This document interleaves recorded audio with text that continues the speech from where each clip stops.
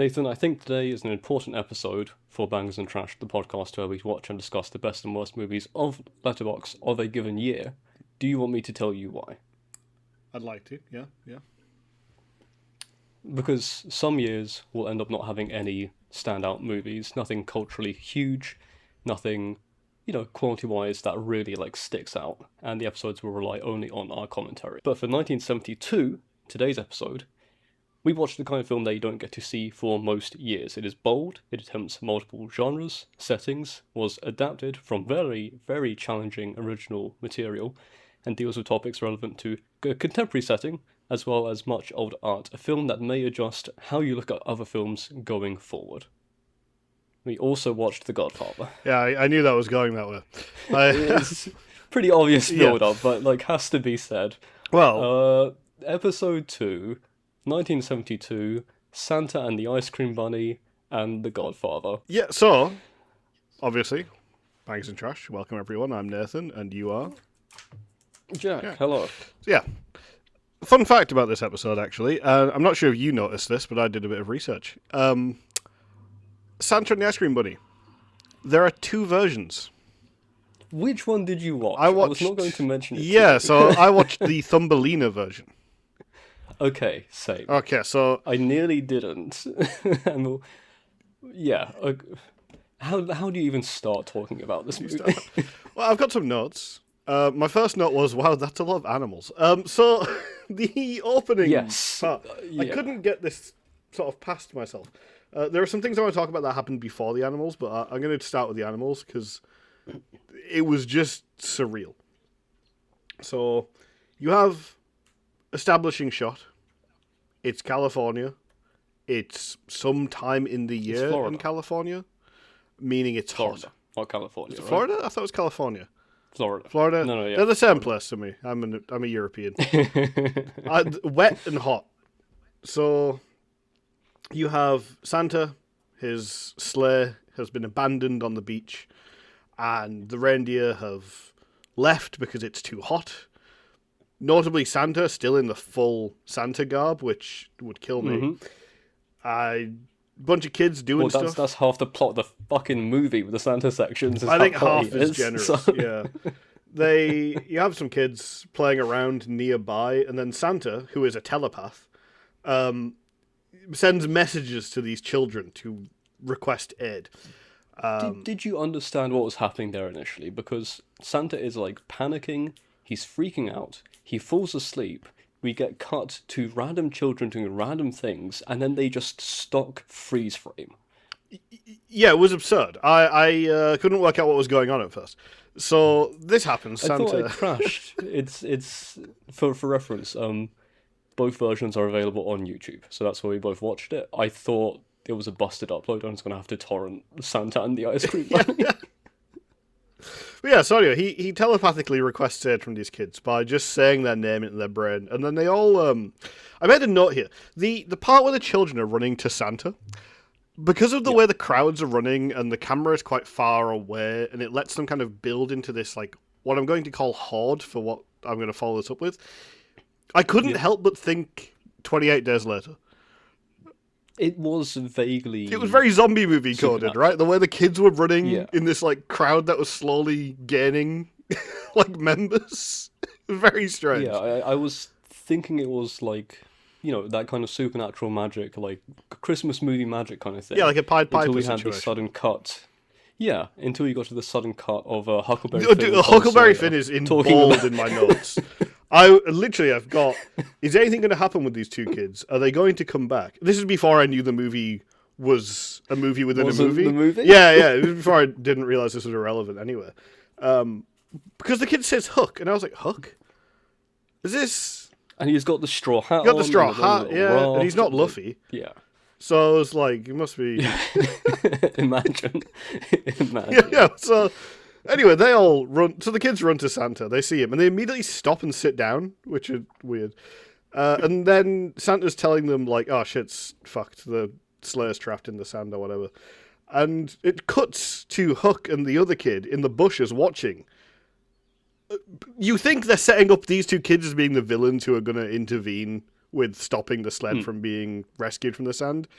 If this was like a marginally better movie that wasn't just a...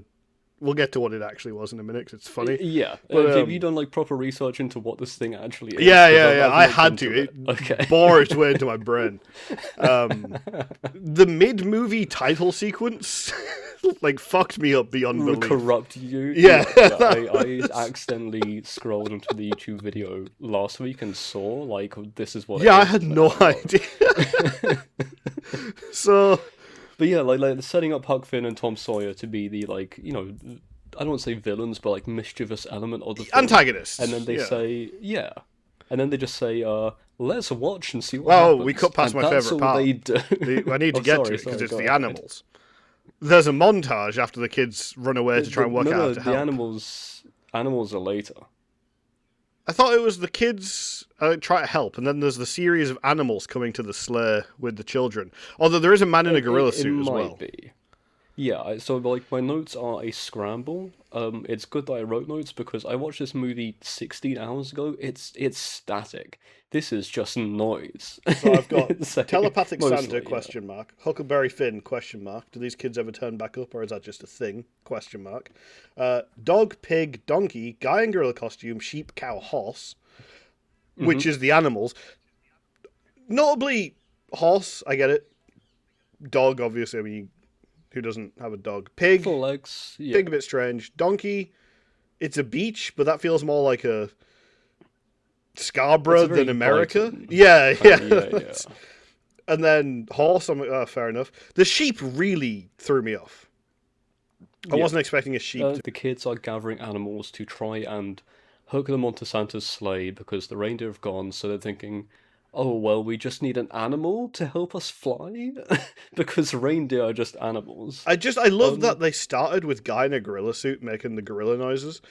I've got here in my notes 13 minutes, which are, by the way, way too long for this to be happening.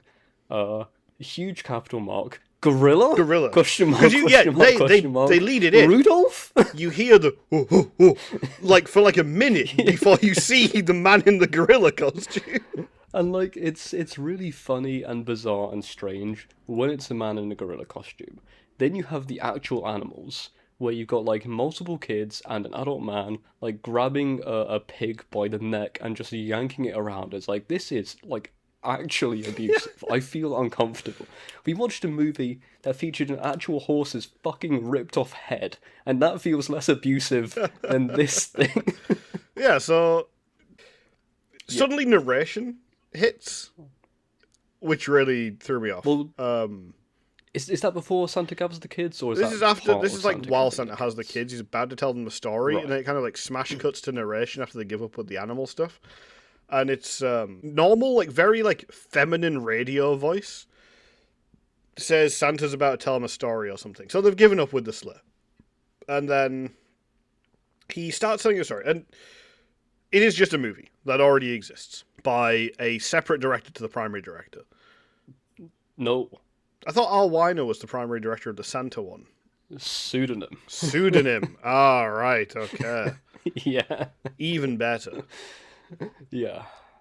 So we have, anyway, this hits. You have the narration starts, and then suddenly a movie that opens with a, like, panning shot of a theme park.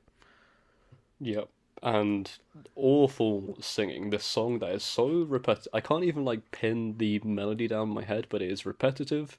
It is a singular like chord progression loop, opening with the topic of Thumbelina, because that's what this movie actually is. It isn't about Santa and the Ice Cream Bunny. It is. It's a Thumbelina movie. Literally just packaged around Thumbelina. Or Jack and the Beanstalk, if you watch the other Jack version. and the Beanstalk. So last week, when we'd found the thing on YouTube, I scrolled down, saw in the description, it said, this is about a Thumbelina movie, like, repackaged. I was like, oh, okay, don't look more into it, because this is going to be interesting to watch. I was looking through YouTube, trying to find a version of this thing that didn't look and sound awful, because it sounds terrible. Like, It's from the 70s, understandably, but also, this is, like, consumer-level stuff. They didn't know what they were doing for various reasons. But I found a version that looks okay, sounds better. And about 20 minutes in, I get my new credit sequence, and it's a little boy singing about the beanstalk. I was like, wait, what? When does Thumbelina come up? And then I realised the version I was on was 27 minutes shorter. It was 1 hour 11. Oh, that would have been relieving. And part of me, We should have watched that one. this is the thing, part of me was like, do I just want to watch this one and it will be part of the game? But then also, I scrolled through, it's like, how much Santa's in this movie? Not enough to talk about if we watch separate movies. Yeah. So I figured you probably would have found the Thumbelina one first, so I stuck with that one. Yeah, no, wise. So, yeah, then I mean it just becomes Thumbelina, which was an absolute mindfuck. Because they hadn't even cut the credits. That was the really funny part of it. Also, just as a thing for the framing, it's interesting because the Thumbelina movie is also, like, externally framed. I have a linear, like, just chart here, where it's film, into museum exhibit, which is not a museum as we learned, into stage play, ? Which is actually like another film, I guess. It's, you open the Santa film, you get into the new film, which is about a girl going to a theme park, to an exhibit that talks about Thumbelina, and she is imagining herself as Thumbelina. Yeah, so this is what I was thinking. Is Santa describing her the imagining herself? Yeah. Like, is Santa telling the story in, like, one stage of proxy? Yeah. Like, is he saying... Gather around, kids. Some dumb bitch thought she was Thumbelina for like, it's so 70 minutes. deranged the way it's framed. Like, Santa is telling you about this woman who has an imagination. It's like... It would be like telling you a story and then starting with, like, once Tolkien started to write a book and then going into, like, The Lord of the Rings. Also, there's another thing here as well, because there's the narration before Santa starts telling them the story. And then you get into the Thumbelina theme park stuff, and there's narration on the museum exhibit from a first-person perspective from Mrs. Mole, talking about the Thumbelina story. So is Santa telling them that there was the narrator telling the girl about the thing? It's so much. Yeah, like, it's Santa saying Mrs. Mole, who we won't get to yet, but she'll be relevant later, on the speakerphone. Like you're saying, right? It's... Because, again, and also we've established that Santa is a telepath. So he can be, transmitting this 100% fidelity. The kids can be understanding this exactly. Really helpful that he's a telepath, by the way, because, like, they made no effort to film anything on set. They told the actor for Santa to just gesticulate as if talking, and dubbed it over. But there is no, like, synchronicity with the words he's saying and the motions from his body. Oh, yeah, no. It's awful. Very Hallmark style of film. Yeah. So, yeah, obviously you've got all this. And, like, to go back to more, like, the actual film rather than just saying, here's the plot and it's absurd, because we're just writing Santa and the Ice Cream Bunny fan fiction at that point. But, yeah, just there was no care for anything involved in this. We'll talk about what this film actually is, because... Yeah, we buried the lead. I've got a load of notes here, which, we've got a load of notes I'm sure we'll get to. Yeah, there is one, the best way to describe this. So, the last few movies have been very good. I don't pause, I don't even get up, I lock in and I watch, which is not realistic to how I would actually watch a movie, but hey-ho. This one got me. I had to immediately stop and go and check what something meant. Because at the end of the Thumbelina sequence being a very underselling... 65 minutes. Yeah, 65 minutes of Thumbelina. It goes to the end credits for Thumbelina, which then thanks you on behalf of Pirates World. There you go. A Florida Beach theme park that is now defunct. Yes.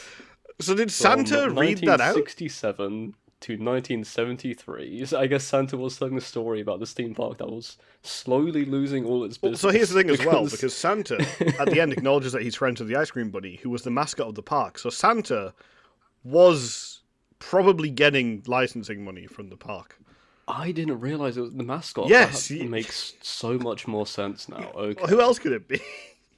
So that was, I didn't know. I was so confused. That was speculation on behalf of many people that I saw describing this movie, but it would check out, right? That's Ice Cream Bunny, beach park.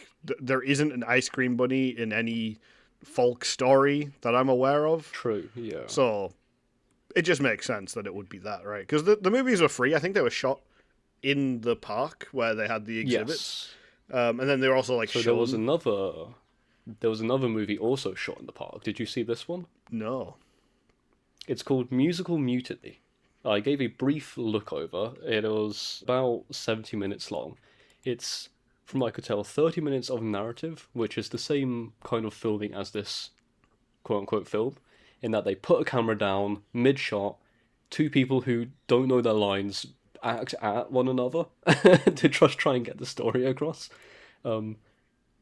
Rockers are trying to get something set up and they can't, and there's a accountant causing some fuckery, and then they get it set up, and then it's 40 minutes of essentially acid rock concert film, not with any of the big stars, because when you look into Pirates World, they had a lot of big stars who came there for shows, right? Yeah. David Bowie had been there, Grateful Dead had been there, Frank Zappa had been there.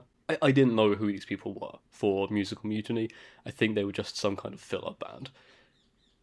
Which is probably why this wasn't also attached to Santa and the Ice Cream Bunny, because it really is just 40 minutes of low quality acid rock. It's oh great. Cool. Very 70s. This is the thing, right? The fact that it was a effectively advertisement. So I did see one thing saying it was the Santa framing was in effect just to make it appropriate for either television or distribution around Christmas time. It was that does a very cynical, how do we turn these into Christmas movies? Fuck it, put Santa at the start and the end.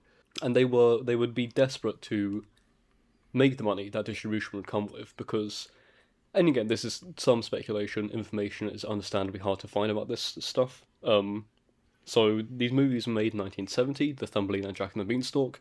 Santa and an Ice Cream Bunny was made 1972. Disney World, Florida, was being made 1971. There it is, baby. There's the competition. Oh shit. My dying theme park is getting a theme park near it that has every Disney princess you've ever heard of as the people who are the draw. That mouse is going to eat your lunch. What the fuck can I do? Mickey's going to drink your milkshake. It's very simple.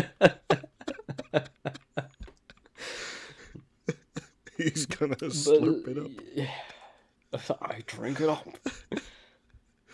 But yeah, so to talk more about how much of Thumbelina did you know? Because obviously I've heard the fairy tale. I probably read the story when I was younger.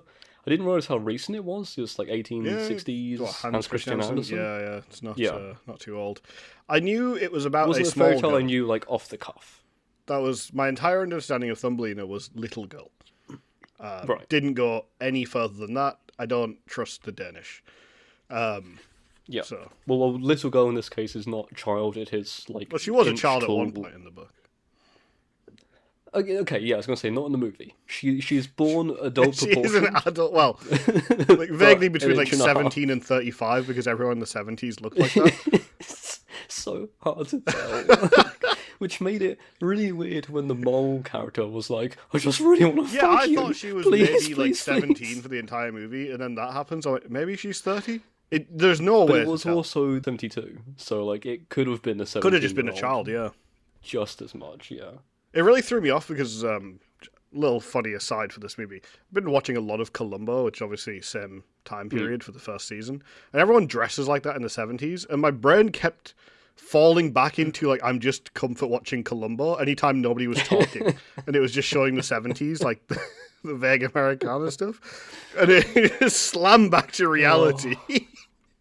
The moment Thumbelina starts acting and you realise I think the film was filmed entirely chronologically, because for the first 10 minutes of Thumbelina she's attempting, and then she gives up fully. Yeah. And she comes back in for the singing, but the acting, she's not there. I would be interested to see how many hours of shooting that movie took, because I don't imagine it was more than maybe double. I'd probably add I was going to say add 50%, and that would be it. It was frame it, you shoot it, one cut, one take. Did you flub it? Well, we'll keep recording. Did the director dislike it? he doesn't really give a fuck. We're gonna keep recording. Yeah, considering what hit the final tape, I imagine he didn't have a great amount of care. So it is, from what I know, it's a relatively accurate retelling of the story. Mostly, yeah. I did some looking into like Wikipedia articles and stuff. Seems like it. Old woman wants a daughter. She can't have one. I think they use the word spinster. Hans, you gotta stop saying that. That's not appropriate nowadays. She begs for a daughter. She's given a little daughter. Thumbelina's kidnapped by a frog, who, again, wants to like sexually harass her. She escapes. She ends up with a mole. The mole is like, "Please marry me, please," and she's like, "No." Finds a bird underground, who she nurses back to health, and she flies out, and she's grand. Yeah, not to critique Hans Christian Andersen. Sorry, my brain just flubbed that one. Yep. We don't know if he's Christian. It could be Catholic Hans Andersen. Yeah. He, so the plot of Thumbelina, obviously the director didn't write it, but I wasn't aware of it, and it comes like stark contrast when you're actually watching someone portray it, especially in like 1970 America. Just a lot of marriage, and then a lot of like, oh, she's denying marriage, she doesn't want to get married, and then like the ending is like, marry me. She's like, yeah, this one's sick, I'll do that one. Yeah, like, she ends up in a colony of other little tiny people, and she's like, oh, there's some guy's dick I can suck. Problem solved. Going to like the flower children and just living them forever and marrying the first guy you meet is very 1970s coded, though. Yes, yeah. She escapes on the bird that she nurses to health. We are about 50 minutes into Thumbelina, the movie. We get a recap of the full events of the movie. No, yeah, I haven't known about that. I don't know why was there a recap like at the end. I guess like if you're doing it in a theme park in this. Oh yeah, people theater, missing people and come coming in and out. Yeah, exactly. That's good. That makes sense. You hit the last 15 minutes. You want the recap. Go. Oh, that's Thumbelina. That's the story. You know, you're missing the peaks and the valleys. You're missing the sexually harassing mole and the singular set that they have, where when it was snowing, they just threw white carpet on the floor. I don't think they did any kind of fake snow. No, there was fake snow in their hair. I noticed that. Okay, that's something. Hard to kind of decipher considering how low the quality is. I actually was thinking about this. Negatives are lost, surely. Yeah, when she gets to the forest for the first time, obviously the set is just cardboard. I was like, it would be really charming if this like had any effort put into it, and it was shot as a movie but looked like a pantomime. Like that would be really neat. That would be really cool. Obviously, it wasn't. So, I actually did some looking into this, and this is something for the video viewers. Audio won't be able to get this, sadly. Oh no. It's released 1970, probably filmed 1969, going for that kind of like psychedelic, not quite sitcom-y stuff, but there is a genre of this thing. Banana Splits and HR Puff and Stuff are two shows made by the same people. You've seen Puff and Stuff. I've seen Puff and Stuff. Okay, because I got some videos or some images together that I'm going to send to you here. My dad grew up watching HR Puff and Stuff, and he showed me a lot of it as well when I was growing up. So you got to remember, I'm from the Northeast, which means I grew up, because 30-year adjustment, right? True, yes, you are a backwards people. Yeah. I watched a lot of Puff and Stuff as a child. Yeah. But you get to the bit when she's talking to the moles. First of all, she escapes from some bugs that I thought were birds, and then she gets to the moles. And I'm looking at these creatures, and I'm thinking, like, these are just people in dark brown and black feather fluff mass. There is no silhouette, there is no colour, there is nothing, right? So you have this psychedelic imagery and the tiny little girl storyline, but you have nothing to latch onto in terms of, oh, I can look at that and that might be engaging. It's just static. And I don't think it was the bad quality that did that to me, because I went and looked up some Puff and Stuff in like 240p. That's so much more engaging visually. Bright, high we contrast. Have unique, exactly, and like unique characters who all act differently. I think this thing had as many actors as were on set at one given time, which is 3 total. One thing, actually, you hit a thing in my notes a bit earlier in the movie, right at the start, in fact. You know the witch? Yes. So this is where my brain started to just think, like, no one in this movie gave a shit. Because the white balance in that scene, you have very pale woman as the witch. Witch is dressed in all black. The room is pitch black almost. but only on like the left side as you're looking at the screen. The right side, moderately lit, but not well lit. And also, they must have had maybe like set-facing, just extremely high-intensity bulbs. So every time she was on her own on the left side of the room, and it was just black background, black clothing, white face, it looked like it was going to destroy my monitor. Like, I couldn't make out her features. She looked like an angel. Like, it was just absolutely blinding. Be not afraid, Nathan. You're here to see Thumbelina. Well, this is the thing. I was looking at it, like, they can't have even watched it back. They, like, filmed it, no, they didn't called have time it good, and yeah, just slammed it through because you can't not notice that. She is, like, undecipherable in the image. Also, like, in terms of them not giving a shit about anything, I think they probably had a time limit they had to fill. They maybe roughly planned out, like, how long it would take to fill that time limit with each given scene. So, scene direction was just kind of amble about. Wave your hands, touch things, go, ooh. But there's so much of this movie is just people doing fucking nothing. They are just walking around, looking at things, and, like, making vague, like, gestural noises. It's so weird, like, as a guy who doesn't watch bad movies for fun, usually. It's like, how does this... Like, did you have no budget for any second takes to just do anything? So they definitely had no budget, but it was also, I was just thinking, even though it's obviously just a movie made for a theme park to put on in the theme park, and to send out to the world in a, dear God, we need money, please give us any money, put this on TV at 4 a.m. around Christmas, we don't care, just money please now, money please. Even by that metric, it was dog shit. Like, yes. It was...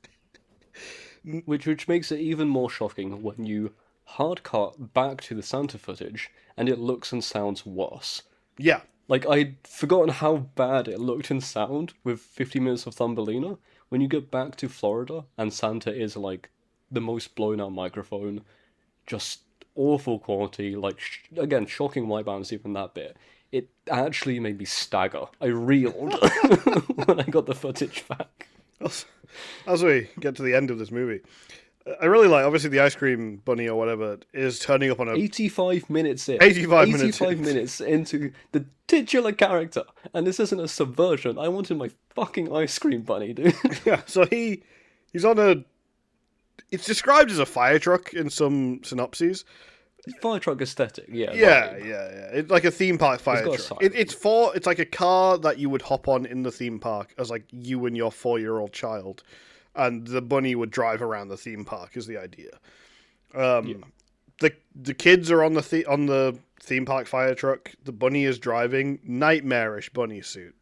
I think they were trying to go for a 99 swirl, like ice cream style pattern in the fur around the neck. Very strange, but I couldn't not see it. I think my brain though was trying to look for ice cream. So, like, around the point when Thumbelina was singing to the bird, I put the speed up to 1.75 because I couldn't bear it. So I might have missed a lot of the bunny's design. Anyway, there's not a lot to go through with the bunny. No. He turns up on this fire truck. They're driving. Doesn't give Santa any fucking ice cream. No. Just brings the fire truck. But here's the other thing, right? The bunny turns up with the fire truck and already has the kids on the fire truck, right? Yeah. And then the dog, Rebel, comes running down the road and starts barking at the bunny. And then the bunny obviously is like, oh, the dog. And I was just thinking, oh, this is just them on their way, right? Normal. And they get there and they're talking about how it's like, oh, he's the ice cream bunny. I'm his friend. I'm Santa. I already know him. We go way back. Then he credits the rescue to Rebel, the dog, which means the kids just fucked off. Found the bunny, and we're just hanging out with the bunny. Because why would it be relevant that Rebel came running and barking at him? Because when Rebel found him, the kids were already on the truck. So, like, I'm not going to say there's a plot hole in Santa and the ice cream bunny. Like, you know, I don't respect someone who watches. There needs to be a plot for there to be a hole in there. Yeah. It's that line, right? I'm not looking for the movie to make the most sense. I don't really care for plot Yeah. holes. I think a great movie can have lots of plot holes, even unintentional plot holes. But But that we're one just barely stood even out. talking about a movie. Like, Yeah, its plot has maybe 5 sentences, and one of them is just obscenely confusing. the one that, and then Thumbelina happens. And then Thumbelina happens. I mean, that two of them are obscenely confusing. Yeah. You're watching a movie about Santa and the Ice Cream Bunny. None of the promotional material mentions the Thumbelina or the Jack and the Beanstalk. No, Like, nothing. it's a picture of Santa with the bunny on the sleigh, and it's like a riveting adventure for all ages. Not even And again, about that. I feel like I just need to really get across. Like, Santa's in Florida. The first thing he says, repeatedly, oh, it's so hot, I'll take off my jacket, I'm so hot. Thumbelina happens, the kids leave him, I'm so hot, there's so much sun, I can't believe how hot I am. The ice cream bunny comes along, no ice cream. Literally, you perfectly set it up. Give him a fucking 99 Dude. and have him go, oh, that's so refreshing. Chekhov's solar It's easy, flare. man. It really is. Yeah, I didn't even realize that. That's actually really funny. I guess my Piss brain me wasn't off, thinking they dude. were setting anything up. But yeah, now that you say it, Okay, underline it. well, Oh, go on. The bunny didn't bring any ice cream. Underline, an underline. unresolved plot point. They bring this up, they call it back. It's Suicide Squad, dude. It's the one of money. Yeah. Set up that unicorn for like 5 scenes, and then he doesn't even fucking pull it out. God. Yeah, so Yeah, incredible Santa stuff. and the Ice Cream Bunny. I would say a more interesting film than Epic Movie. Oh, only yeah. by virtue of its like creation. But I did write 20 minutes into my notes. Let me find the exact wording. I can't believe how much had happened in Epic Movie by now. So it's not all I sunshine do and normally say rainbows. I like a movie where nothing happens. I love a movie about very little. Not in this sense. Not it's a movie where nothing Yeah. happens and no one says anything of any Nothing. import. Nothing happens. And we'll hard cut to a different movie that people have accused. From when I was browsing the reviews to find some comparisons, people have accused this movie of having nothing happen. I would say quite a lot And happened they in The are Godfather. smoking crack. If I- The if I- Godfather. If I had to describe it, I would say lots of stuff happens in The Godfather. Yeah, a classic movie, 1972, directed by Francis Ford Coppola. I think I need to ask you just to get like some context. You hadn't watched The Godfather. No. Did you know like anything I beyond knew. They Massacred My Boy, Horse's Head, that kind Yeah, of so I actually, funnily enough, didn't know the horse's head was specifically from The Godfather. I thought that was like a mafioso meme. I thought that was like a generic threat, not a very specific to this guy's circumstances sort of very thing. specific, yes. I thought that was just a thing mafia guys did if they were going to kill you. They put a horse's head in your bed. Turns out, no, Right. there's a very particular horse in a very particular bed. But I knew Offer He Can't Refuse. I knew Marlon Brando. Like, I knew stuff. Did you know Al Pacino? I actually didn't. That Same. um I was like, okay, so I think you hadn't seen it. This is a rewatch from me. My exposure to The Godfather is probably very similar to a lot of people's in that this was just pre-COVID for the specifics, but the general is more universal. I was 25, I was getting into movies, I was visiting my dad, I said, I'm getting more into movies. He said, have you seen The Godfather? I said, no. He goes, Jack, you gotta watch The Godfather. And then I watched The Godfather. But you know, the early 20s, I'm starting to like movies more. My dad sits me down to watch The Godfather. I think for like white men, that is probably how you mostly consume The Godfather. Is your dad goes, "Have you seen it?" You go, "No." It's 3 hours long about nothing. You know, and they sit you down and you watch The Godfather. well, to start things off, you like it? Was it good? I do like it a lot. I feel like you have the pantheon of movie classics. Your Godfathers, your Exorcist, your Jaws, 12 Angry Men is another one I'd put up there. It's the one where I can most understand people who don't like it because it's very long and there's a lot of names, there's a lot of stuff, and it really doesn't hold your hand for the vast majority of what happens in it. Yeah, you've But- got to actually pay attention to this movie and Yeah, piece but things if you together get into yourself. the vibe, and especially on a rewatch, when you know what is bunk information, which isn't actually much. Once you like know what's going to be happening, like a lot of things are set up. Oh, there's very little in that I think it was, despite being 3 hours long, it was surprisingly efficient with its time. Yeah, so the book by Mario Puzo, 450 pages, which people have adapted longer books into shorter things, but less cohesively. From what I understand, this is a very like close and full adaptation. There is more stuff in the past, as you know, Michael as a kid and Sonny meeting Tom Hagen, that kind of stuff, which they handle with a few lines of dialogue in the opening wedding sequence, which is 30 minutes long. That's not. It's got a reputation for a reason, but everything else, as far as I'm aware, with a few exceptions, like there's a sex scene with Luca Brasi, I think it is, talking about how like grossly thick his cock is. They cut that out. It's a bit more tasteful than that. Yeah, so on that sort of the length and how, well, not of the cock, the length of the movie, it really flew by for me. It's the kind of movie I'd like, though. So I love a movie. It's a bit all over. It's a bit slow. It's very slow. It lets you just kind of roll with what's going on. But I just kept getting drawn into everything. I know, obviously, guy says Godfather is good isn't exactly like... Shocking. Yeah, hot take. exactly. Right. You heard this movie called There Will Be Blood? Early 30s white man likes The Godfather? Yeah. Speaking of early 30s, got to get this out of the way before too long. Al Pacino's 31 in this. He's my fucking age. he's doing The Godfather.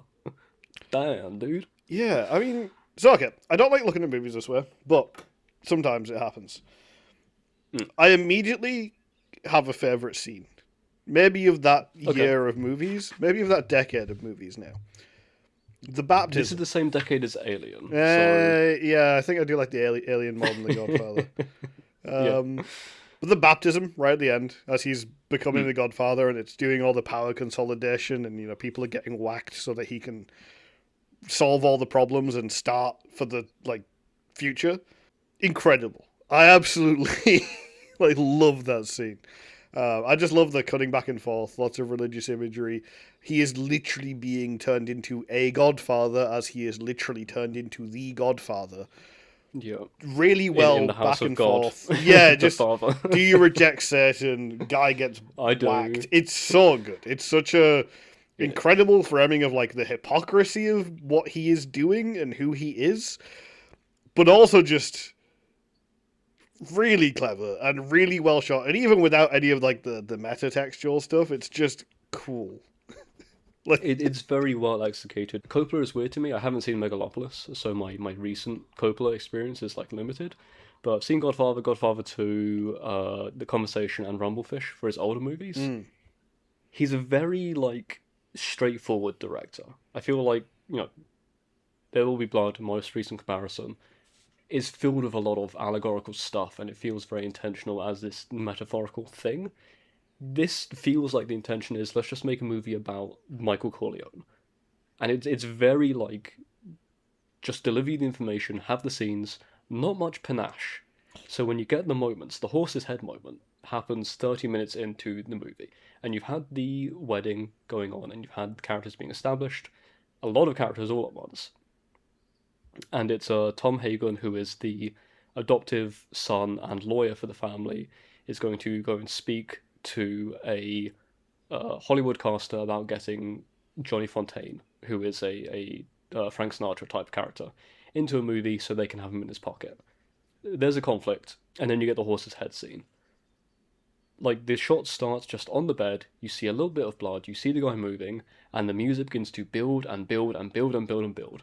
And in a movie that's been so straightforward and direct with its depiction of realism, this sudden increase of like swelling music and then horror stings. It's like, oh, when you want to be, you know, artsy and show off. It really has an impact in this like low-key grounded movie. I love the horse scene, but there is a twist in that scene that I don't think you would realize is there if you've already seen it. The way that's shot is as someone creeping into the room, and the camera stops where you would be stood if you were looming over the bed. I thought a hand was going to reach out and grab the cover and shoot him. See, that's even because like I knew about the horse's head on the first watch. Like I had seen that bed. I knew the scene was coming there. So like that's interesting. Yeah, That's it was interesting so from the perspective. like I'm getting this stress build up of like, oh fuck, someone's in the room with him. And there's like that's a thing that is like a primal fear in the back of my brain. I wouldn't call it a phobia, but that whole idea of like rolling over and there's someone being there, that's terror. That scares the shit out of me. So I'm watching the scene as the camera comes from where the door is. You don't see the layout of the room, but you know that's where the door would be. Walks round the bed and looms over him. I'm like, oh, we're in here with him. We're behind him. And then when that isn't what happens, like my stress like gets really even more. Yeah, because I'm confused as to what's happening. And also, then, it's like it's not just the threat of they could be in here; it's the threat of they've been in here. Yeah, exactly. Like you almost get to see the past through the way the camera moves. I mean, it's peak, right? Like it's exceptionally well done, and the horse's head was a real horse's head. I don't know if you looked into this. Oh, was it? Yes. So back in the 70s, a lot of animal food, dog food, was made with horses. Oh. So Coppola gets in touch with a local dog food factory. He's like, "Please save a head for me. Please save a head for me." And this may be speculation. I didn't find an interview with the actor himself. Apparently, he was told there would just be a prop, an indiscriminate, indeterminate, like not even. I've heard of that. Just a prop by your feet. Yeah, I've heard of that. They loved doing that in the 70s, though. They did that with Alien as well. Yeah, and Friedkin is just like, hey, just yank the mother character and slam her against the radiator. Yeah. Why have your actors act when you can just jump scare them? Yeah. Like, there's people you can traumatize and physical abuses you can enact. Like, why not? We're here for it. It's a good time. That's how you become one of the old masters, dude. That's how you get the respect. And hey, to be fair, it's like, what, fucking 4.7 on Letterboxd? It was worth it. Yeah, it worked. Do that to more people. Sorry for the 30 years of nightmares you had about decapitated animals in your bed, you dumb fuck. You shouldn't have been working for Francis Ford Coppola. But I imagine he is one of those guys now saying like Coppola was the best director I've ever worked with. Type 2 fun, but for film. Yeah. But yeah, the way that was shot. So it actually comes to a few things. There are so many moments in The Godfather which just like stressed me out because I just didn't know what was going to happen. And so to it, I'm normally a guy who doesn't really care for spoilers. I enjoy a lot of things even when I know where they're going. And The Godfather, I think, would be great, even if you knew where it was going. But to go back to, say, the baptism scene, as the music is getting more and more intense, and you've already kind of been told that betrayals have happened and you can't necessarily trust everyone, I just had no clue what was actually going to be the result of this set of little vignettes of people being whacked. Because, I mean, obviously, Michael says at the end that he was resolving all the family business. So, does he say it? I think he mentioned it to Carlos. He mentions it, yes. Yeah. So, it makes sense in retrospect immediately that obviously every one of these moves was something he was having done. And with the framing of that scene being the baptism, he's becoming a godfather, and the Godfather makes sense. But I just still had no idea who was going to get whacked.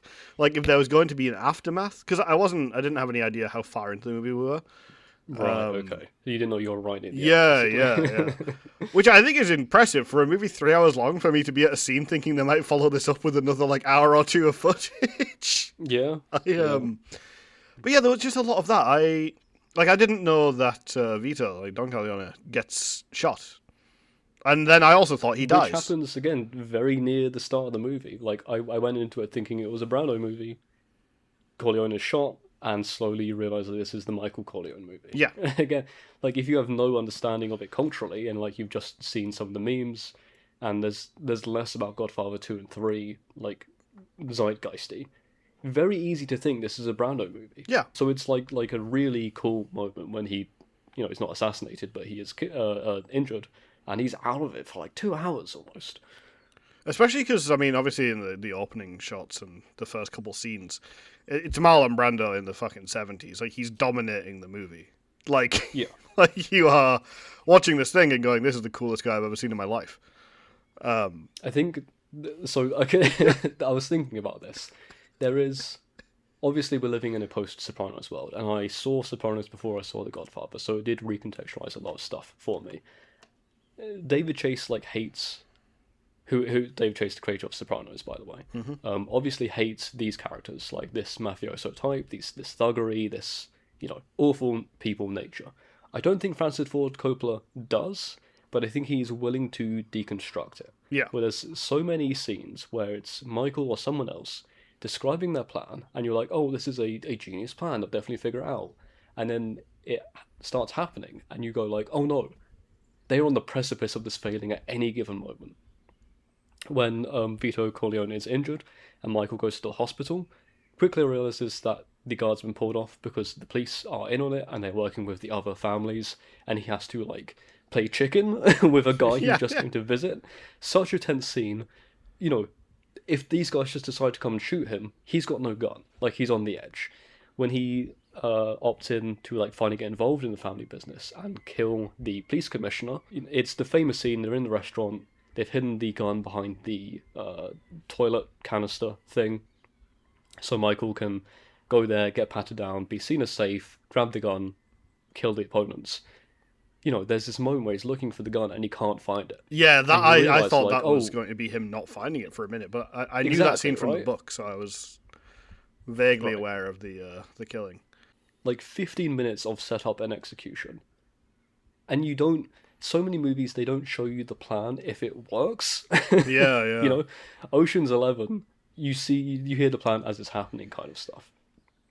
In this, they have you talk about the plan, show you the planning, show you the execution, so that when there is the slight chance that something doesn't go right, you're like, oh, fuck. Because it is tiny details that could ruin everything. With that scene, so fun fact about that scene, actually, it's where the term pink mist derives in the book. Oh, yeah. They shoot him in the head, and there was so much pink. The air was filled with so much pink mist. Fun fact for anyone also, who likes shooters. When James Caan goes bada bing, bada talking bing about that scene. Origin of the bada bing, but apparently. So for that scene, the one thing that really hit me, and obviously, again, I'll stop making the joke, but my favorite joke is "Guy says a Godfather is good." But so you have the scene getting set up with the Michael being told how to do it, right? Come out of the bathroom, shoot him, no questions, no talking, drop the gun, walk out. And he's like, yeah, you told me a million times. And then he's talking to Sonny, and Sonny says, like, he told you to drop the gun, right? He goes, yeah, drop the gun, all this other shit. And they're talking about it, and talking about it, and talking about it. And then you cut to the scene, right? So the plan established is talk to him for a bit, get him laughing, get him talking, have some food, get the air light, then say, excuse me, I got to go to the bathroom. Am I okay to go to the bathroom? The guy says, yeah. Ask them permission so they like you. Yeah. So then you go to the bathroom, you get the gun, you come out, bang, bang, drop gun, walk out. And he's like, yeah, gotcha. And they tell the audience this plan like 5 times, just so it's in your head. You get to the scene. They get into the restaurant. He's not talking to them. He's stressing out. He's staring at them. He's like sweating. Mm-hmm. He goes, I need to go to the bathroom. Can I go to the bathroom? The guy says, yeah. He goes to the bathroom. So already failed the first step of the plan. And my because he's Michael Corleone, war hero, good boy, not involved in any of this stuff. Yeah. But immediately, because he's already failed step 1 of the plan, I'm like, oh fuck. They've established the plan so hard that I'm like, it's gonna be fucked. And then he's looking for the gun and he can't find it, and he's like shitting himself. And then they cut back to the inside of the restaurant proper, while he's scrambling for the gun, and you can hear some stuff, and I'm like, oh shit, he's gonna get fucking caught out, and there's gonna be stress firefight. And for some reason, anytime violence happened in that movie, I was just stressing out because it was well shot. He finds the gun, puts it in his pocket, and then he sits down, and I'm like, my mind is doesn't screaming. Just shoot them immediately, like he waits. Yeah. Also, like, but before he leaves the bathroom, there's similar how I was talking about, like, there's no real flair with the movie. There's a moment where he stops just outside the bathroom with the gun, where he's like, now I need to go and kill them. He pauses, he smooths his hair back, and there is this slowly increasing noise of a, like, the train, yeah. Above. It's such a good moment, because, like, that idea of the brain fog coming in, and it's like this fuzzy static noise, but Coppola wants to keep it very grounded and real. how do you depict that in New York in the 50s? Yeah, you got a train It's a overhead. train. And then as he sits down and as the police commissioner and Sollozzo are talking again, you hear it again and you realise the brain fog is coming back, and then he just fucking gone. Yeah. Doof, doof, doof. It's also, so the train one's really fun, because I always feel like the sound of a train on tracks overhead sounds exactly the same as, like, blood pounding in your ears, right? Like, Yes, I think that's definitely the intention, right? So yeah, I mean, it's so, like you're saying, it's a really good way of keeping it diegetic, even though it's clearly supposed to be. And yeah, and it's a mental state thing. Yeah. So good. Shoots the two of them, stands up, looks around, makes eye contact again, plan failed once more. Yep. Throws the gun on the ground again, plan failed. Walks away. Yeah, walks away a little for bit, throws then the gun on the ground. Oh, I'm still holding the gun. And then runs out. Again, plan failed. You were supposed to walk out. And I was like, man, I'm so glad that they set up the plan so many times. Just to make you, like, freak out constantly in that scene. Because you just feel like every time he deviates from the plan, it's going to escalate. Because that's what they've told you. That's what the movie has said multiple times. So you're just primed to believe it. And then when it doesn't, the stress just doesn't get resolved. You're just like, oh, fuck. There's a big, like, contingent of people, especially nowadays, I'm finding more and more, when you go online, who are plot-brained. Who are like, this should be out the plot and the story, and if it doesn't serve the plot, why is it in here? And I just want to see the highlights of, like, the main stuff, right? Yeah. So much of this movie, and I think there's one part you could probably cut out, but so much of this movie is, like, set up for the emotional attachment. The plot could be resolved in an hour and 50. Yeah. But you need to have that stuff to understand, like, the shift that Michael Corleone goes through as, Al Pacino. It doesn't actually take very long. It's pretty much as far as a lot of time is committed. Almost death, right? It's almost on a dime when you look at the phone call. It's about 90 minutes when he has his, like, final big moment of shooting the Sollozzo and the police commissioner. Literally halfway through in the movie. But so much of that earlier stuff is committed to making you feel that he is not a part of this life and he doesn't really want to be, but then he ends up having to be to save his family. It really is like a vibes-based movie. But it's like you need to care about his connection to the family. And they wallow in the family a lot to make you do it. It's like with Sonny. I was watching this, like, halfway through, I'm like, man, I really like Sonny as, like, a guy. Yeah, Sonny is his older brother. Just for context. When Vito Corleone is injured, Sonny takes over as Don. He is not good at it. But I like that he's hot-headed. They keep him really hot-headed and angered. But he's also, like, they keep showing that family connection between all of them, where he does listen, right? Him and Hagen have, like, a lot of, like, big shouting matches. But you can still tell they're brothers. Like, it's really well acted. Like, the two clearly love each other. And there's even a bit where he explicitly, like, says, "You're useless to me, you're not a wartime capo, like, if I had someone else, it'd be so much better." Pause. I'm sorry, I didn't mean that. You're my brother, like, I'm gonna listen to you. Yeah, and the two of them are, they take that as, I get it, we're fighting. And you really like these characters, like, as people, even though they're doing, like, heinous shit, and they're involved in heinous shit. And I think that's what really works, because it's like I was saying, the ending there, sort of consolidating power, wrapping up all of the loose ends. That is just a series of murders. And part of me was like, yeah, get him, Mikey. Like, I think this is, I don't want to say the issue, but like Francis Ford Coppola thinks the mafia guys are kind of cool, and he isn't willing to fully deconstruct that in the same way that David Chase does, especially in that last season of The Sopranos, which I know you haven't seen, so it's hard to talk about. But, like, Tony Soprano's a fucking loser, dude, and you have 6.5, technically 7 seasons of television to make you understand that. The Godfather doesn't have time for it. It has to be, like, kind of cool. Yeah. As I said at the start, right? It's like Marlon Brando as actual Don Corleone before Mikey becomes Don Corleone. Really cool character, and it also set up very like sympathetically, like very. Oh yeah, he is this like honor-based guy. He is very much on this idea of it's all about favors. You come to me as a friend, my daughter's wedding, all that kind of thing. And when the guy says, "Be my friend," he goes, he turns on a dime. He's suddenly like very nice. He goes, "I will ask you for something. I might not, but when I do, you need to do it." And it ends there. He doesn't like slap him around. He doesn't do anything he's kind of not supposed to based on his like ethics. So you are just watching, going like, "Man, that's cool. This guy's cool as hell." Although he does slap around Johnny Fontaine and do a very funny face. the little crying as well. Crying. That first time I watched that, it like stunned me because I thought this was such a self-serious movie, and then Marlon Brando goes, "Where? It's like, what the hell?" To make fun of the Sinatra character, yeah. Yeah, I mean, it's got a lot going on. It's all over the place. I mean, fun little goofy bits all over. Is it Paulie, the one who gets shot out on the highway? Out off the highway, even? Oh, yeah. And he's like... leave the gun, take the cannoli. Yeah, leave that. Get the cannoli. And again, that was established, she said, don't forget the cannoli. Apparently improvised. Really well done, if so. Which, yeah, like, again, I need to double check that, but such a iconic line, right? Like, and he's this big fat Italian guy, dressed up, fedora, big trench coat, pitch perfect moment, timing, everything. Great stuff. I will say, and I don't know how you feel about this bit, when Michael kills the police commissioner, it's very much established you're going to have to go into hiding for a bit, for at least like a year-ish. Yeah. So he does so. He leaves New York, goes to Sicily, and meets a new lady, Apollonia, who he gets deeply in love with, marries her. I think you can cut everything in Sicily.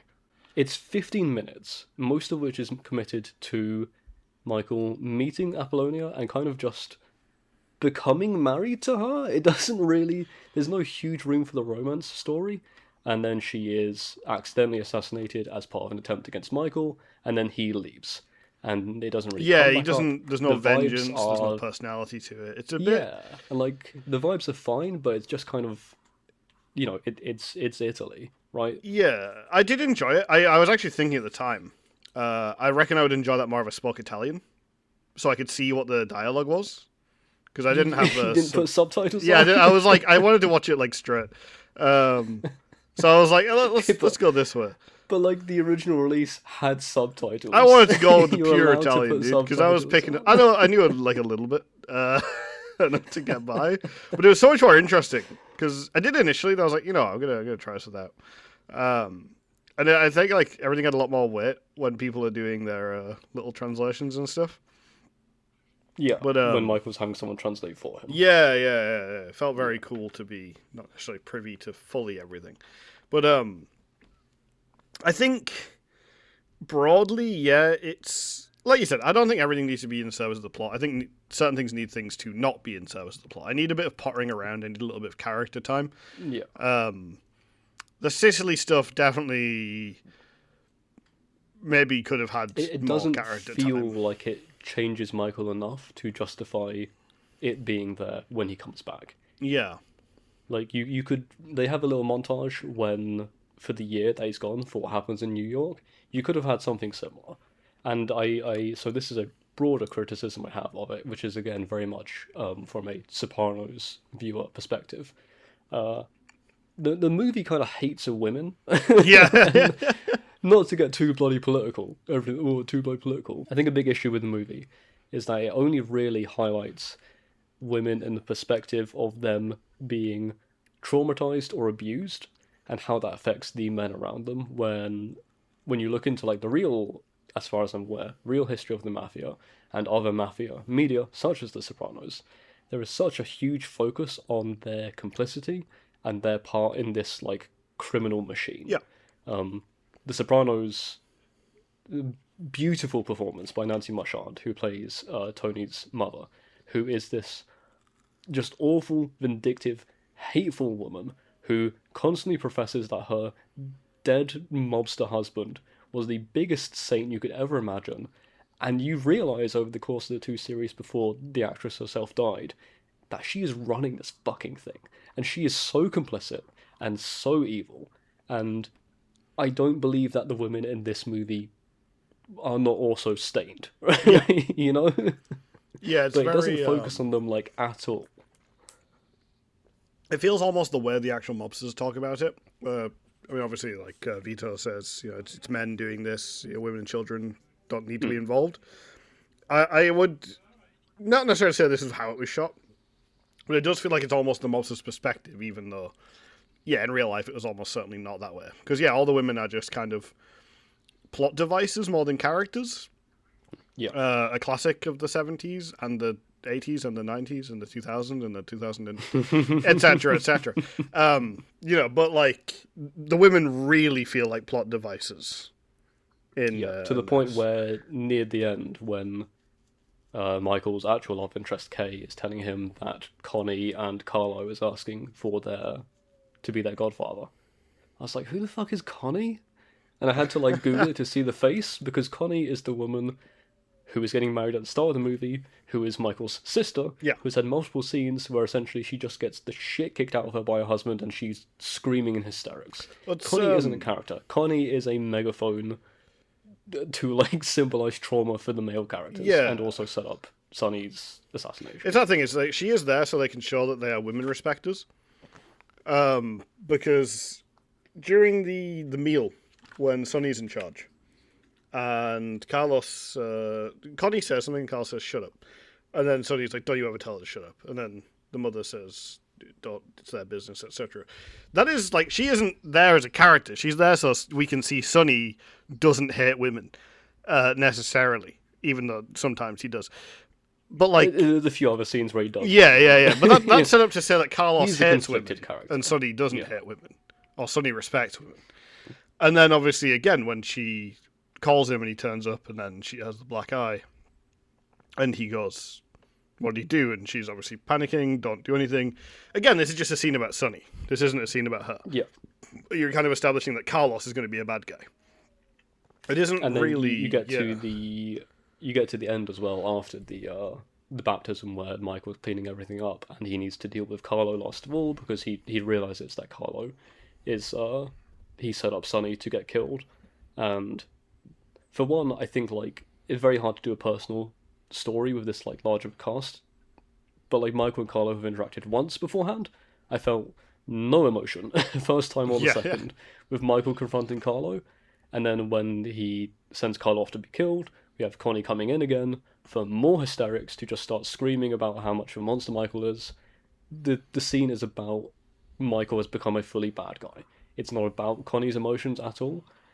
And then even Kay, who is present in the room, who has spent the entire movie the most fucking oblivious, she needs to understand these are bad guys. She's like, is it true? He's like, don't ask me about my business. It's not true. Trust me, honestly, I'm a good guy. Remember all these hysterical women claiming I'm a murderer? It's all just fake. She's like, oh yeah, sure.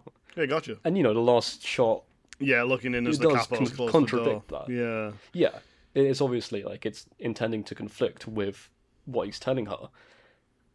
But they do feel very stupid. It's like I said, they're just there as plot devices, it feels. Like they're not... Yeah. No one has any agency. Like the women in the movie feel like they're used... not even like audience surrogate, but like brief emotional flag. Of like, here is what you should feel right now. Or here is something we can have a male character react to. Like, that's the main use they have. Speaking of woman respecter, before we kind of wrap talking about The Godfather, because I think we mostly talked what we wanted to. Yeah. Fredo. Do you recognise Fredo? Do you know about Fredo? No. Do you know which character I'm talking about? Is he the one who went to Vegas? Yes, yeah. Almost got like a Buscemi look about him. Kind of, the middle child. That is John Cazale. I'm hoping this is going somewhere positive, but I feel like it isn't. 50-50. So, John Cazale plays Fredo in this movie. He died very young, sadly. Some sort of cancer, I believe. The list of things this guy was in before he died is fucking exceptional, right? So, 7 total things as an actor. There was a short, there was a TV series. Then you get on to the movies, which I'm just going to list off chronologically, right? Okay. First movie, The Godfather. Second movie, Francis Ford Coppola, The Conversation, which is an excellent movie, like as good as The Godfather, IMO. Okay. The Godfather Part 2. Dog Day Afternoon, The Deer Hunter. If you were making large-scale American epics about the human condition in the late 60s to mid-70s. John Cazale was in them, playing the same kind of sleazy, fucking uncomfortable, gross guy, and he's exceptional in all of them. Godfather 2 features a lot more Fredo, and he is the fucking biggest highlight. Yeah. Deer Hunter is also in that alongside Meryl Streep, who was his real-life partner at the time. Oh. Yeah, like weird connection. Fucking, classy, beautiful highlight on the screen. Meryl Streep married this ugly gremlin guy who was just like a sleazebag in everything he's ever done. Seems like a very, but apparently very really good nice actor, yeah. He is incredible, especially in Godfather 2. I forgot how much Fredo wasn't in this movie because he's such a huge impact in the second film. I don't want 1974 this week because it's a lot to watch 2 Godfather movies. That would be really 2 weeks funny in a row. if that happens. It would be really funny, but like when we get onto Godfather 2, he's incredible. All right. Like biggest highlight to John Cazale I could ever fucking pitch. Well, I'd say I would give it a watch, but I'll wait just in case. But speaking of, It might be 2.5 years, but that is like as long as it took for the movie to come out. Yeah, so, so before we move on to picking the films for next week, yep. we have 2 little weekly segments here that we're going to do. A new weekly segment. It's not going to be every week, but for this week, yeah. I've got a segment here called "Can Al Pacino Do Anything?" All right, with multiple question marks. Good question. Good bit. So, there's a lot of stuff that Al Pacino does in this movie. A lot of stuff is like things that actors would do, and there's some stuff he needed to get training for or experience, whatever it is. Yeah. I've got 5 items. I want you to categorize them into Al Pacino can do that, Al Pacino is an enigma, and Al Pacino can't do anything. Okay. Respectively, that is a proven record of him having done it, no confirmation either way, and confirmation that he either couldn't do it or is the first time doing it in this movie. Right, okay. So, number 1, waltz. Can Al Pacino waltz? He strikes me as a guy who could waltz. Yeah? Yeah, I would just say he knew how to do that before. Incorrect. Al Pacino could not do that before. Okay, impressive. Yep. Drive. The fact that it's on the list tells me that he couldn't before this movie. Correct. Very intriguing. Does he ever drive during The Godfather? He does. Well, we'll talk about that. Oh, yeah, afterwards. he does a couple. Yeah. Here's another one. Play the leading man. Had he ever been a main role? Had he ever been a leading man?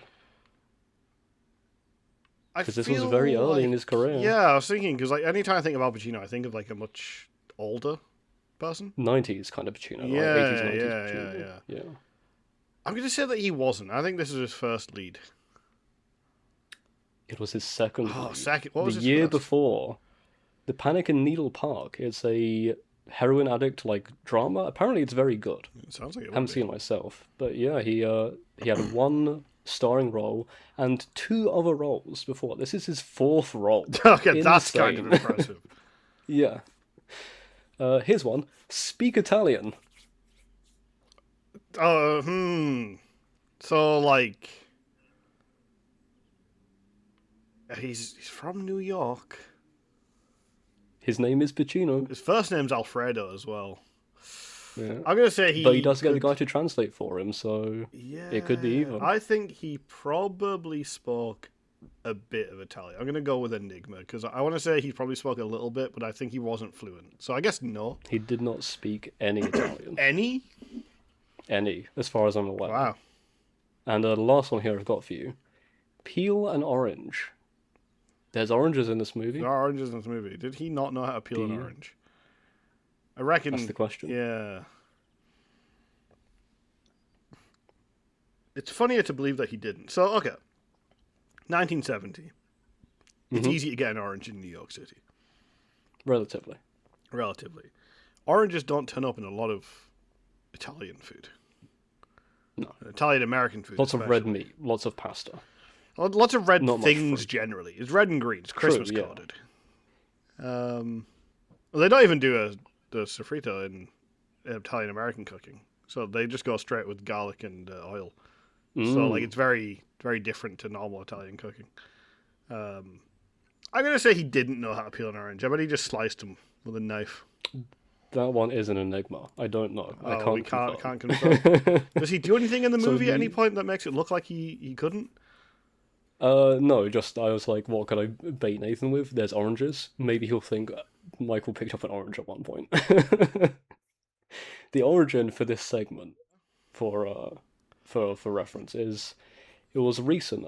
He went on to Jimmy Kimmel, Al Pacino did, talking about the wedding scene where Francis Ford Coppola is like giving him the overalls, like you go here, you hand out the candies, you talk Italian, you waltz with your wife, you drive off. It's Francis, I can't speak Italian.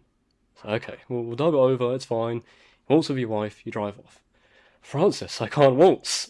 Like, okay, just step side to side, kind of move around Apollonia, it's fine. Get in the car, drive off. Francis, I can't drive. Very funny to hire your leading man and get 60% of the way into your film and realize he can't fucking do anything. In Coppola's defense, if I met a man called Alfredo James Pacino, I'd assume he can do all three of those things. Do all of them, right? So what you do growing up is all of them.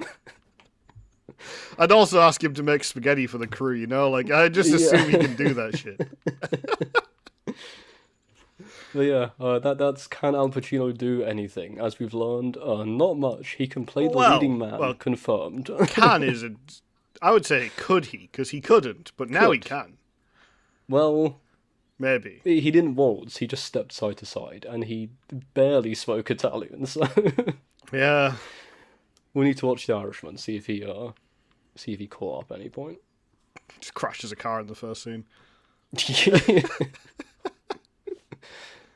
And last segment before we pick our new movies is called Who Said That? Who Said That? The section where I named it poorly because I wasn't thinking about it. I've gathered some Letterboxd reviews. I want you to... Well, they're either from The Godfather or from Santa and the Ice Cream Bunny. Yeah. I want you to say which is which. I think last time I softballed you. I'm not going to give you the ratings this time. I'll give you the date and a segment that doesn't give anything away too much. Don't give me the date, because I know Ice Cream Bunny got riff tracks, which means if there's a lot of the later ones, I would assume they're Ice Cream Bunny. Okay, I'll just give you name and review. Yeah. Might indicate something. You know, there's probably some gender dynamics going on here. Speaking of, Hannah says, haha, they made that scene from Zootopia into a movie. So I haven't seen Zootopia. Mm-hmm. I figured that. That's why this is a good one. I reckon it's more likely to have referenced The Godfather than it is to reference something random have happened. She hasn't indicated... Would they reference Thumbelina? There's tiny people. Yeah, maybe. She hasn't... Oh, wait, no, but there might be mice people in Zootopia. It's got to be... I'm locking in Ice Cream Bunny. Incorrect, it's Godfather. Fuck. I think a horse is in a bed at one point. I've seen Zootopia, it's so long ago. Okay. Here's a review from Eli Hayes. The last 10 minutes of this are seriously the scariest shit I've ever seen. So that's kind of like literally how I felt about the baptism scene in The Godfather. Like, it was stressing me out. Mm-hmm. But the children, cold dead eyes singing with the bunny. Very peculiar, right? I would say that was unnerving. But the scariest thing you've ever seen? Scarier than Al Pacino? No, but if you're the kind of person who says it's the scariest thing you've ever seen, you have to assume that they're like, you know, you can tell a lot about that person already. They've probably got like 3 to 5 Funko Pops. They've got a Triforce t-shirt.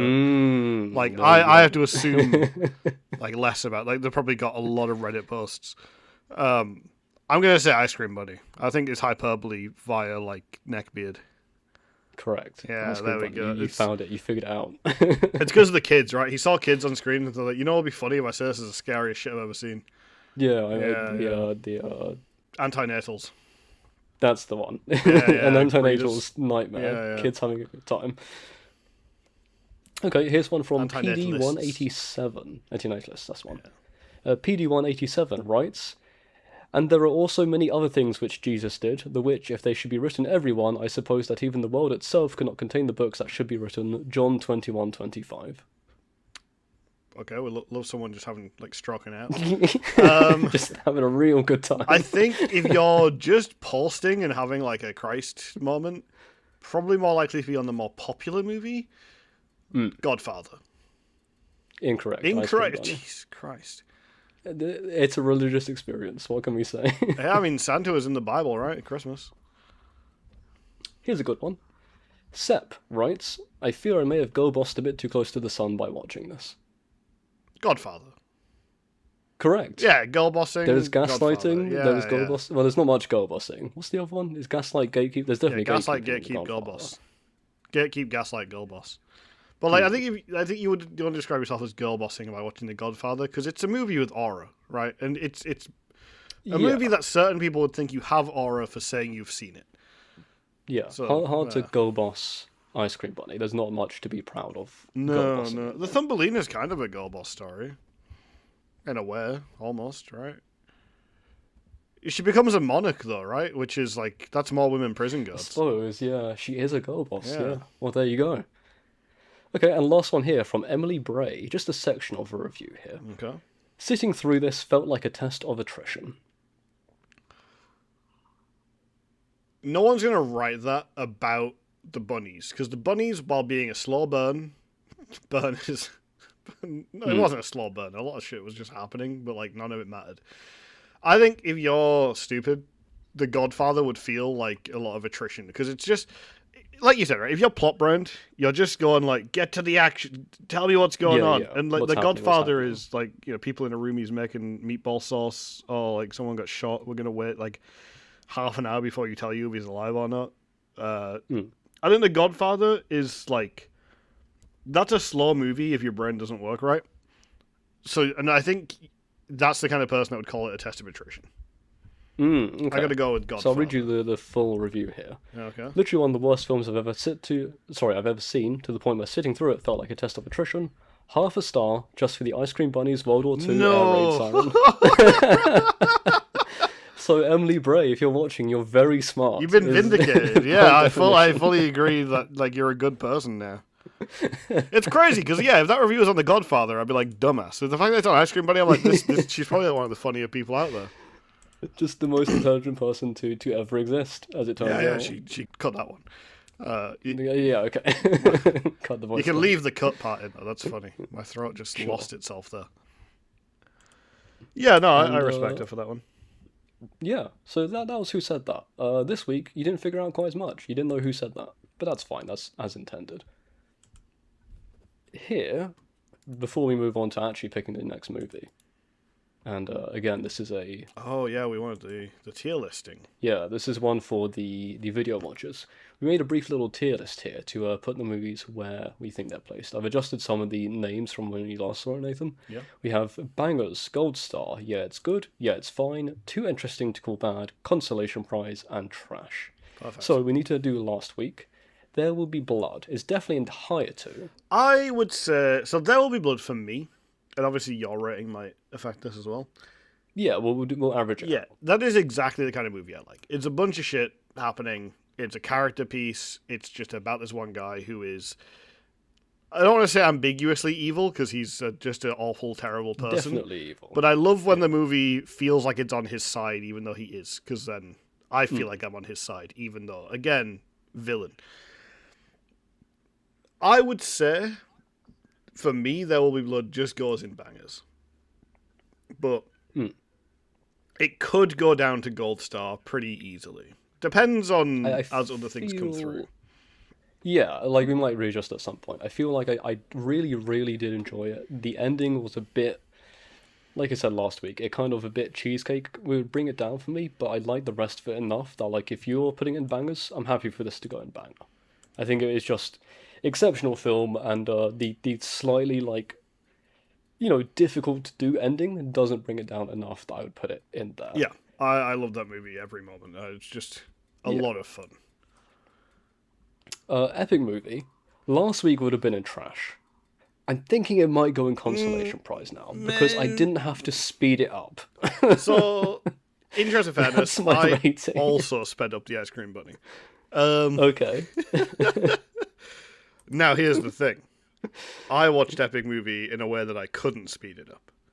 But if I could, I think I probably would have. I would say I could have sped up Epic Movie myself, and I chose not to.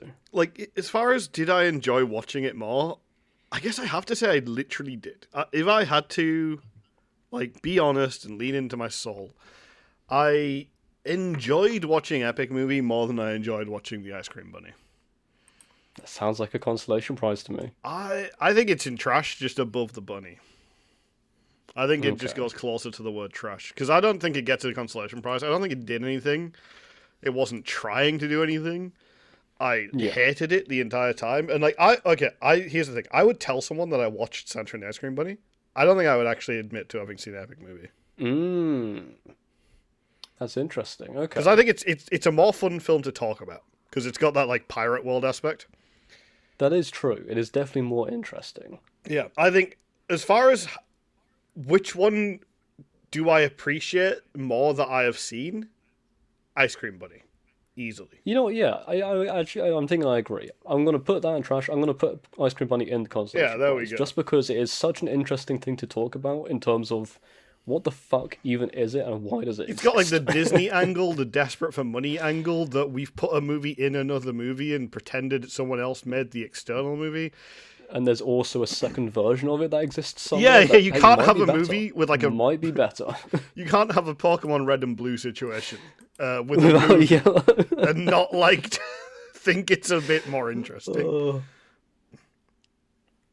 And that just leaves The Godfather. And I will say, I think my opinion is that it's in Gold Star. Oh, really? I think so like the Sopranos-esque reaction I've got to it, where like it obviously has more space, but it deals with this stuff in such a more complicated manner, and like some of the issues I've got, like the Sicily stuff building to nothing is justifiable in a thing like Sopranos, and the approach to like how women are part of the mafia, I think is so much more well done. The Godfather, this is like the high end of Gold Star, but these things stand out, and also I don't think I ever want to rewatch it ever again, having seen it twice, because it is very long.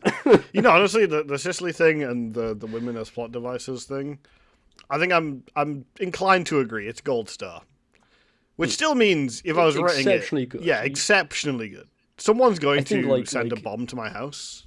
Nah, it's fine.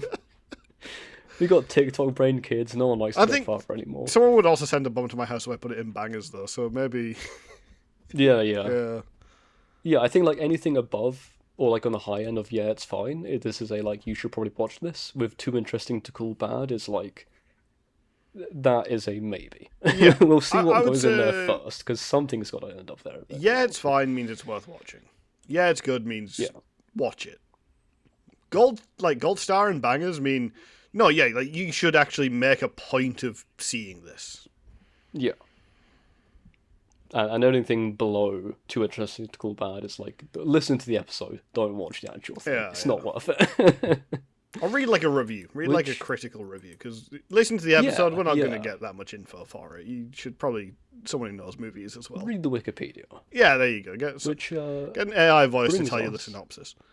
Oh god. It don't actually. And then the bunny rabbit. Today we're going to talk about a movie named I can't remember the joke anyway. Santa and it's that'll bring us to our wheel of movies. Up to 60% off selected bathroom furniture, toilets, and shower enclosures for anyone who doesn't see the ad. Not sponsored by B&Q. I don't know if B&Q is in Ireland. I don't know if I can actually take advantage of this. But yeah, getting more comprehensible by the week are Wheel of Movies. Let's see I can read the individual numbers now. Crazy, right? We're getting... Oh, it's an older one. 1934. Let's see what that is. So we'll go for most popular first. 10 years later, that would have been a nightmare. Context. Yeah, well, we'll get there eventually. 1934. Most popular movie is It Happened One Night, which I've definitely heard of. Lowest rated movie is... What is this? Maniac. With 2.44. Shockingly high for a lowest rated movie. This might be a good week. It's also from 1934, so it's not been watched by so many people. Let's have a look. Highest rated is It Happened at Night, or Happened One Night. So let's see. A runaway heiress makes a deal with the rogue reporter, trailing her, but the mismatched pair end up stuck with each other when their bus leaves them behind.